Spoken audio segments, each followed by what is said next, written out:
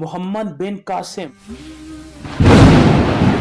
30 دسمبر 695 عیسوی میں طائف میں پیدا ہوا۔ جب حجاج بن یوسف کو عراق کا گورنر مقرر کیا گیا تو اس نے اپنے خاندان کے لوگوں کو مختلف عہدوں پر فائز کیا۔ ان میں سے محمد کے والد قاسم بھی تھے جو بصرہ کے گورنر مقرر ہوئے۔ اسی طرح محمد بن قاسم کی ابتدائی تعلیم بصرہ میں ہوئی۔ انہیں 17 سال کی عمر میں سندھ کی مہم پر سپاہ سالار مقرر کر کے بھیجا گیا۔ محمد بن قاسم کی فتوحات کا سلسلہ 711 عیسوی سے شروع ہوا اور 713 عیسوی تک چلتا رہا۔ انہوں نے سندھ کی فتح کو پایا تکمیل تک پہنچایا، لیکن شمالی ہند کی طرف بڑھنے کی خواہش حالات نے پوری نہ ہونے۔ محمد بن قاسم کم سن تھے، لیکن انہوں نے کم سنی کے باوجود ایک عظیم فاتح کے طور پر اپنا نام پیدا کیا کہ ایک کامیاب اور منتظم ہونے کا بھی ثبوت دیا۔ انہوں نے 4 سال سندھ میں گزارے، لیکن اس مختصر عرصے کے باوجود انہوں نے فتوحات کے ساتھ ساتھ سلطنت کا بھی ایک اچھا انتظام کیا اور سندھ میں اپنے نظام حکومت کی بنیاد ڈالی جس نے انصاف کے تمام تقاضوں کو پورا کیا۔ محمد بن قاسم نے اپنی صلاحیتوں، جرأت اور حسن و اخلاق کے باعث ہندوستان میں جو کارنامے انجام دیے وہ قابل ذکر ہیں اور سندھ کی عوام کے لیے انہوں نے رواداری کی ایک عمدہ پالیسی قائم کی۔ محمد بن قاسم کی سندھ کی فتح سیاسی،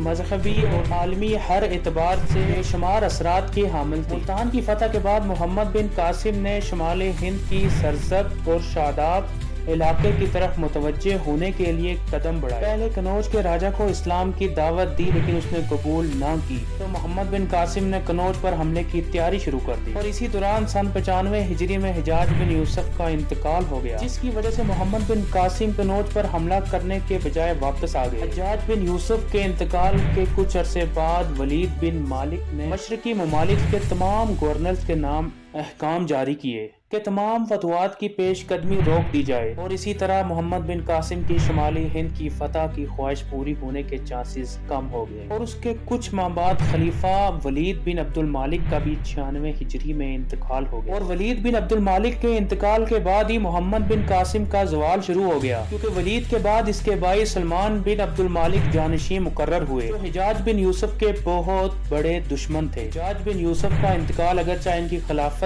کے آغاز سے قبل ہو گیا، مگر اس کی عداوت کا بدلہ اس نے حجاز کے تمام خاندان والوں سے لیا اور محمد بن قاسم کے تمام خدمات اور کارناموں کو نظر انداز کرتے ہوئے انہیں حجاج بن یوسف کے خاندان کا فرد ہونے کے جرم میں تنقید کا نشانہ بنایا گیا۔ سلیمان نے یزید بن ابی کبشہ کو سندھ کا گورنر بنا کر بھیجا اور حکم دیا کہ محمد بن قاسم کو گرفتار کر کے بھیجو۔ محمد بن قاسم کے ساتھیوں کو جب ان کی گرفتاری کے بارے میں پتا چلا تو پھر انہوں نے محمد بن قاسم سے کہا کہ ہم آپ کو اپنا امیر مانتے ہیں اور آپ کے ہاتھ پر بیعت ہوتے ہیں، خلیفہ کا ہاتھ آپ تک ہرگز نہ پہنچنے دیں گے۔ لیکن محمد بن قاسم نے خلیفہ کے حکم کے سامنے اپنے آپ کو جھکا دیا۔ یہ ان کی عظمت کی سب سے بڑی دلیل تھی، اگرچہ وہ ایسا نہ کرتے تو ان کی مدد کے لیے سندھ کا ذرہ ذرہ بھی آگے آتا، لیکن انہوں نے اپنے آپ کو ابی کبشہ کے سپرد کر دیا۔ محمد بن قاسم کو گرفتار کرنے کے بعد دمشق بھیج دیا گیا۔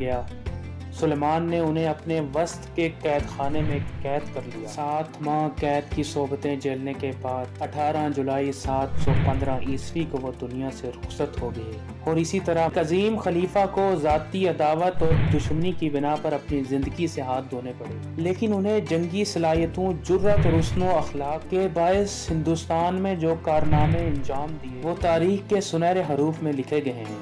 ان کی موت سے دنیا میں اسلام کو عظیم نقصان ہوا۔ محمد بن قاسم نے سندھ میں تقریباً 4 سال حکومت کی۔ فتح سندھ کے بعد انہوں نے سندھ کی حکومت کا نظام بڑی کامیابی کے ساتھ چلایا۔ انہیں سندھ کی گورنری سے معزول کر کے یزید بن ابی کبشہ کو گورنر مقرر کیا گیا، لیکن ان کا چند ہی دنوں بعد انتقال ہو گیا۔ ان کے انتقال اور نئے گورنر کے آنے تک محمد بن قاسم کی گرفتاری کے اثرات سندھ میں بدنظمی کی صورت نظر آنے لگی۔ اپنے میزبان کامر اقبال کو اجازت دیجیے۔ سبسکرائب۔ اللہ حافظ۔